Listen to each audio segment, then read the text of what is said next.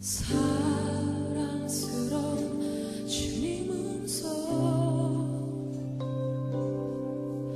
당신 곁에 가까이 이끄시네.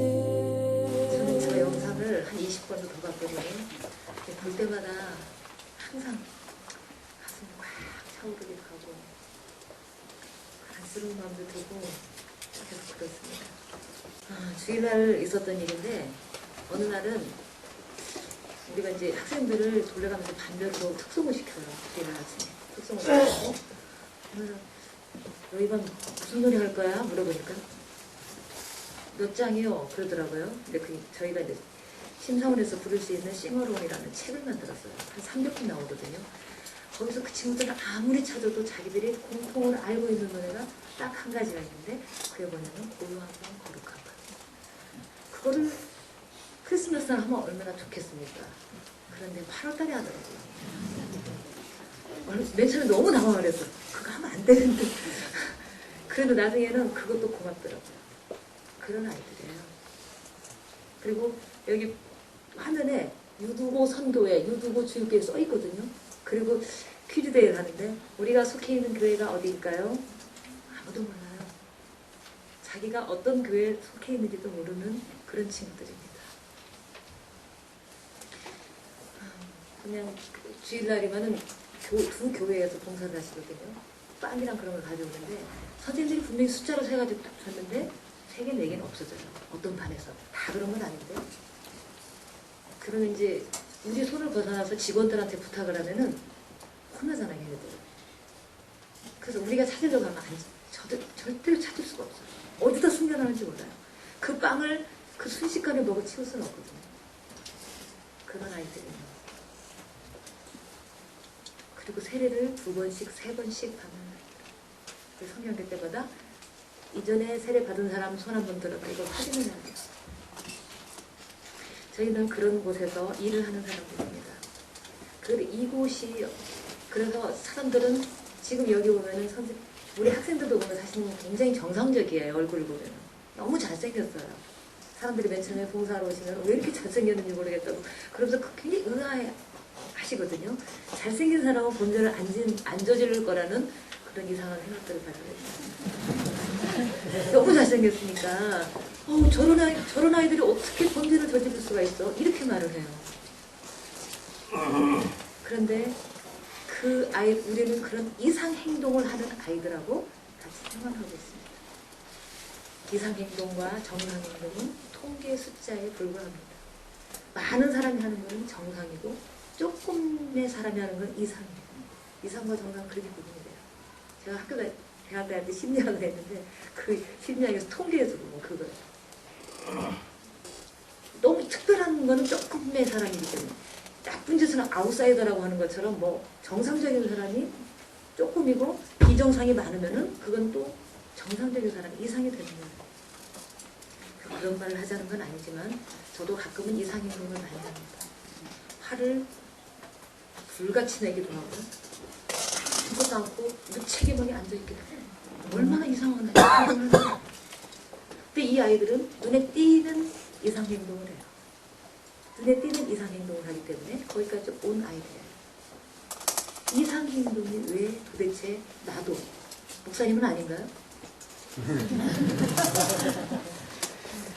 그 이상 행동을 하는 이유를 한번 따져보고 계속 올라가다 보니까 그거는 애정 결핍에서 오는 이상 행동이라는 결론을 저는 나름대로 내게 됐습니다.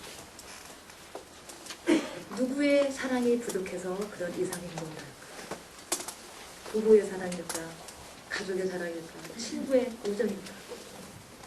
많은 관계, 직장 동료의 그런 사랑이 부족해서 모든 사랑이 부족해서 이상 행동이 일어나는데 그것을 거슬러 올라가면 하나님의 사랑이 채워지지 않기 때문에 우리는 이상 행동이 돼요. 하나님은 사랑이시기 때문에 사랑으로 사람을 만들어요. 하나님의 사랑이 완전하게 나타나지 않으면 우리는 이상 행동을 할 수밖에 없어요. 하나님의 사랑만이 우리를 온전하게 만들어요. 왜 세례가 그렇게 비정상적인 행동 중에 하나가 세례를 2번씩, 3번씩 받는 친구들인데 왜 그 아이들은 세례를 2번씩, 3번씩 받는가? 여기 영상에서도 봤지만 3주 내지 4주 후에는 재판을 받아요. 판사, 소년 재판하는 곳에서 가정법원 소년부에서 이제 재판을 받는데 그게 판사 앞에 가기 전에 이 아이들은 너무 겁이 많아요. 재범이나 3번 그런 애들 아니고 초범 같은 경우는 더 그럴 수도 있을 것 같은데 하여튼 어찌됐든 이 친구들은 그 세례를 어떤 보이지 않는 신이 있다면은 내가 세례를 받으면은 심리에 도움을 주지 않을까. 1호나 2호로 판정, 1호나 1.3으로 판정을 받지 않을까. 지금은 많이 바뀌었지만 10호나 9호, 10호는 소년으로 가요. 그리고 1호나 1.3호 같은 경우는 집으로 바로 가거나 보호관찰만 조금 받으면 되는 그런 상황입니다. 그래서 그런 것을 받을까 하지 않은 그런 종교심에서 우러나는 마음. 그래서 2번, 3번을 받게 되는 거예요. 물어보면은 전에 소년원에서 받았는데, 전에 심사원에서도 받았는데, 그러면서 또 받고 또 받게 돼요. 왜 그런가? 우리 인간에게 종교의 씨앗이 있어요. 아무리 믿지 않는 사람도 종교의 씨앗이 있는데 그 종교의 씨앗은 하나님. 영혼을 사모하게 하는 그 하나님과 잇대어 있는 영혼을 사모하는 마음을 하나님은 우리에게 주셨기 때문에 모든 인간은 그래요. 그리고 하나님에게서 나오지 않은 인간은 아무도 없습니다.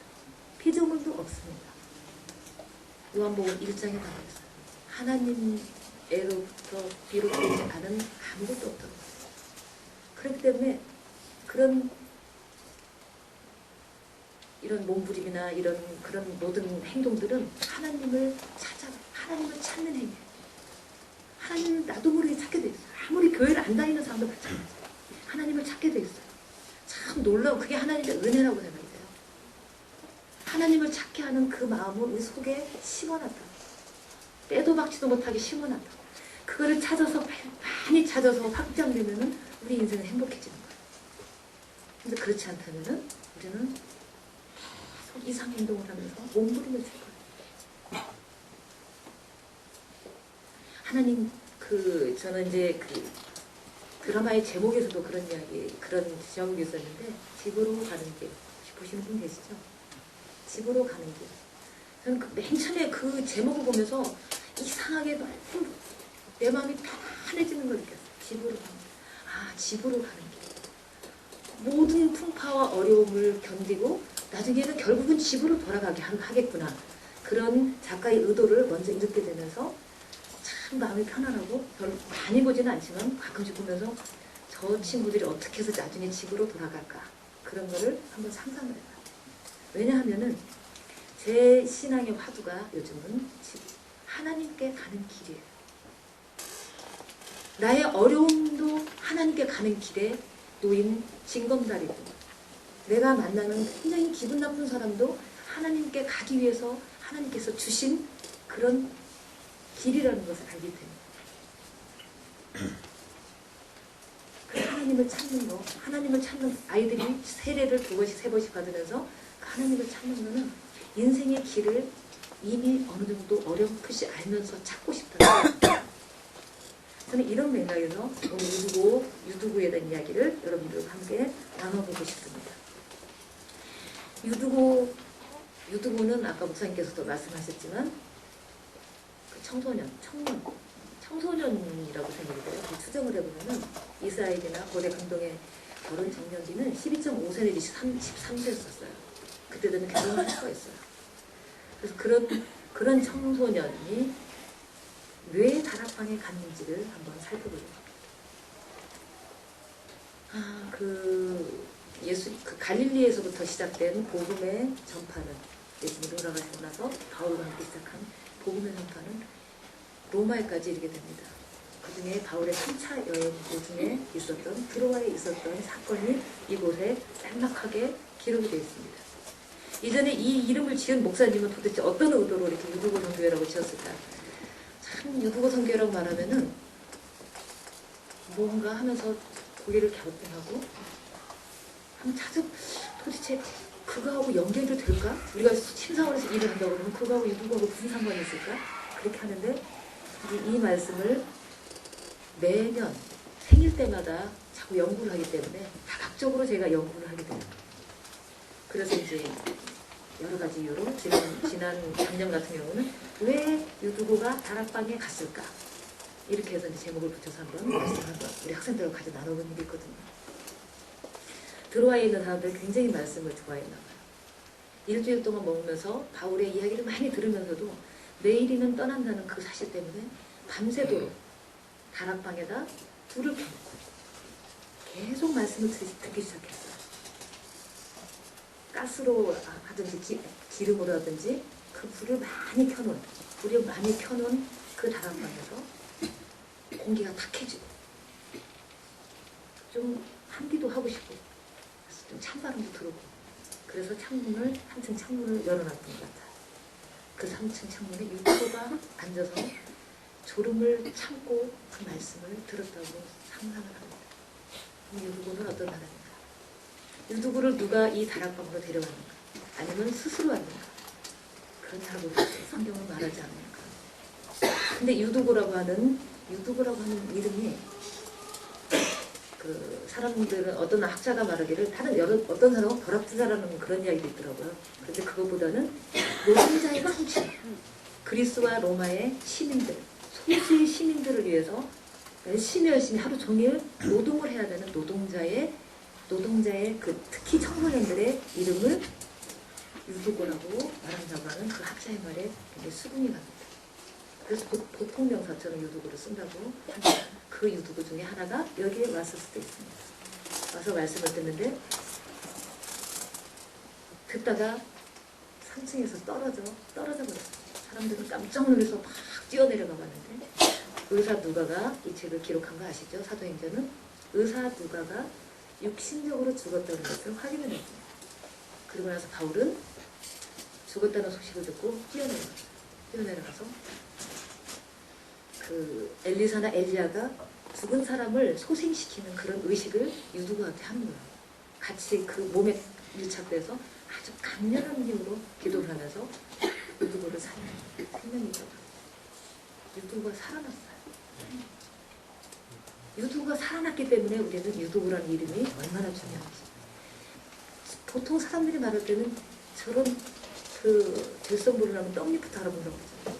소년원에 간 아이들 아니면 범죄 청소년들 저게 나중에 인간이 될까?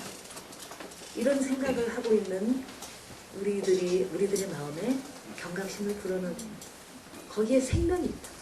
지금은 마치 죽은 것 같고 하나님을 알지 못하는 아무것도 모르는 무지한 사람 같으나 그가 다시 하나님을 찾고 인생의 길을 찾는다면 그거는 생명이라고 하는 거, 목숨보다 생명이라고 하는 거는 하나님하고 연결된 부분이라고 생각합니다. 왜 바울은 이렇게 밤새도록 여명이 올 때까지 그렇게 말씀을 전해야 되는가? 일주일 동안 했으면 하실 말씀 다 했을 텐데 그리고 그 말씀을 졸지도 않고 끝까지 듣는 그 사람들은 그 다락방에 모인 사람들은 누구인가? 그 다음에 거기에 끌려가 있거나 아니면 스스로 갔거나 어찌됐든 유두고가 졸음을 참으면서까지 말씀을 들었던 이유는 무엇일까? 오늘 한마디로 말하면 그 말씀을 하기 위해서 유두고가 다락방에 가잖아요. 예수 그리스도를 통해서 하나님께로 가는 인생의 길을 그들이 찾았다는 거예요. 그렇기 때문에 밤새도록 이 말씀을 듣는 거예요.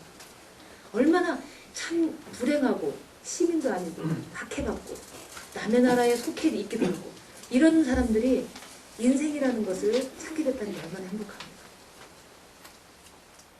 저는 인생을 여러 가지 은유도 중요하지만 언젠가부터 그리고 앞으로도 바뀌지 않을 그런 인생의 은유를 하나 이야기한다면 하나님께로 가는 길이라고 생각해요.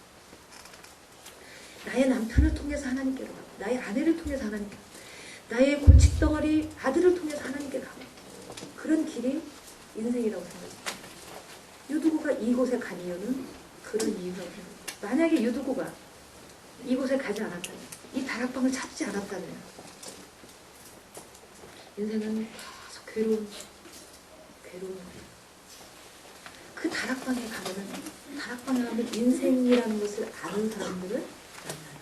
그 아는 사람들, 다락방에 모인 그 사람들이 인생을 같이 갈 길퍼들이라고 생각해요. 이 공동체, 이 다락방이라는 공동체 얼마나 아름답습니까? 그리고 그 울타리가 얼마나 든든한지 하나님의 말씀으로 굉장히 든든해지고 서로 아주 깊은 유대를 가지고 있고 초대교회 상당히 여기 지금 들어와 있는 교회는 상당히 큰 교회예요. 그 다른 뭐 가정에서 몇 명 모이는 것보다는 상당히 세례가 베풀어진 공식적인 교회라고도 이야기를 하지만 그렇게 튼튼하게 묶여져 있는데 이 울타리가 있다는 거. 어쩌면 누구는 그 울타리가 그리웠을지도 몰라요. 나를 보호해주고 나에게 뭔가 도움을 주는 그런 울타리가 필요했을지도 몰라요. 그래서 가게 됐을 거라고 생각이 듭니다. 저기 그 동영상에서 봤었는데요. 소영이의 1년 후를 보면은 소영이 같잖아요. 마치 가족으로 다시 돌아가면 힘이 작은 것 같죠. 그런데 그렇지 않아요. 그래서 거리에서 방황하는 것을 1년 후에 다시 저쪽 추적 60분에서가 다시 한번 찍은 일이에요. 그들의 가족이라는 울타리는 얼마나 헐거운지 몰라요. 금방 깨져.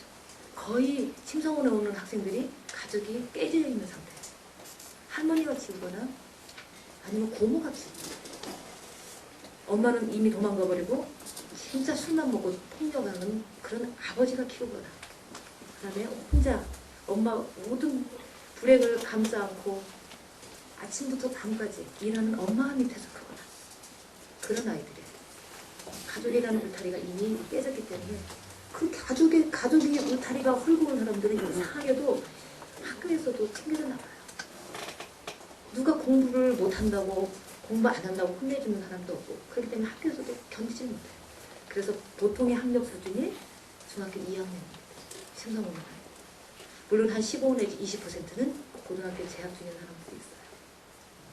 그런 아이들이 있는데 이 심사원에서도 면회를 한 번만 부모님들이 부모 중에 가족 중에 누가 한 사람이라도 면회를 한 번만 온다면은 1~3호 그러니까 집에서 보호관찰을 받거나 아예 집으로 바로 가거나 이런 판결을 받을 수가 있어요.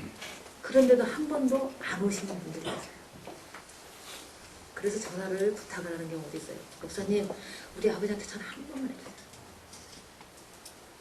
그래서 전화를 하면은 맨 처음에는 안 받아요. 그래서 몇 번 해가지고 받으면은 받아서 아이가 한 번만 오면은 소년원에 가지 않고 집으로 갈 수 있는데 해주시면 좋겠습니다. 나한테 막 화를 내면서 어떤 사람은 화내고 어떤 사람은 또 다른 사정을 이야기하고 걔가 싸움박질을 해가지고 얼마나 많이 우리가 합의금을 주고 많이 힘들었는지 모르는데 걔 내버려 두세요. 걔 그냥 소년원에 가든지 차라리 소년원에 가서 나쁜 짓을 안 했으면 좋겠다고 그렇게 이야기하는 부모님들이 있어요. 가족이 그래요. 학교도 마찬가지. 학교라는 울타리가 있으면요. 제가 이제 그 중학교에서 근무한 일이 있었는데 학교에 있으면은 웬만한 벌을 그 나쁜 짓을 해도 학교에서 다 가버려줘요. 우리 학생들 보호하기 위해서 선생님들이 갑자기 애교심이 발동을 해가지고 경찰서에 소문나는 것도 싫어하고 그래서 감싸주거든요. 학교라는 울타리도 이미 그 아이들한테 사회가 그들을 받아주니까 그렇지 않습니다. 교회는요. 교회도 마찬가지. 저 아이 때문에 우리 아이가 물들면 어떡해. 친구를 다스려야 된다는데 그 아이들이 머물 곳이 없어요. 참 마음 답답해. 그렇게 이야기한다면 재소자들은 아니에요. 우리 동영상은 재소자를 찍을 수가 없기 때문에 동영상이 안 나왔는데 아까 2부에서 한 목사님 말씀하셨는데 그 사람도 더 마찬가지예요. 나오면은 딱지 때문에 어디 가서 아무것도 일을 할 수가 없어요. 소년원에 있는 소년원까지 가는 18세, 만 18세까지는 빨간 줄이 그어지지 않아요. 그런데도 어떤 구단에서 SK인가 어떤 구단에서요. 그런 소년원 출신 하나가 있었는데 굉장히 유망한 학생이었어요. 근데 그 어떤 기회에 그게 소년원 출신이라는 것이 밝혀져가지고 구단에서 쫓겨났어요. 그런 게 사회고 그런 게 교회라는 생각이 들었어요. 이 학교에 맨 처음에 오면서 참 행복했어요. 그 컴피션 센터, 컴피션 그거 자매결혼 그 애들은 학생 그 아이들을 사진을 걸어놓은 그걸 보면서 목사님이 인품을 다 느꼈어요. 저희 동기거든요. 저희 목사님은요. 20년 만에 만났는데 얼마나 마음 편안하게 해주는지. 그래서 여기에 올 용기도 생겼어요. 저희들이 이렇게 뭐 할 수 있는 그런 처지도 뭐 안 될 수도 있겠지만 여러분들은 참 행복한 사람들이에요. 이한교회라는 울타리가 있기 때문에. 이한교회라는 울타리 때문에 여러분들은 일상이 참 풍요로워질 거랍니다. 이제는 좀 눈을 더 넓혀가지고 그렇지 않은 여러분 울타리를 조금 더 키워가지고 정말 혜택 받지 못하는 재소자들이나 우리 그 심상원 학생 그 젊은 그 범죄 청소년들 그들에게 손을 내밀어 주신다면 얼마나 행복할까 그런 생각을 해봅니다. 같이 기도하겠습니다.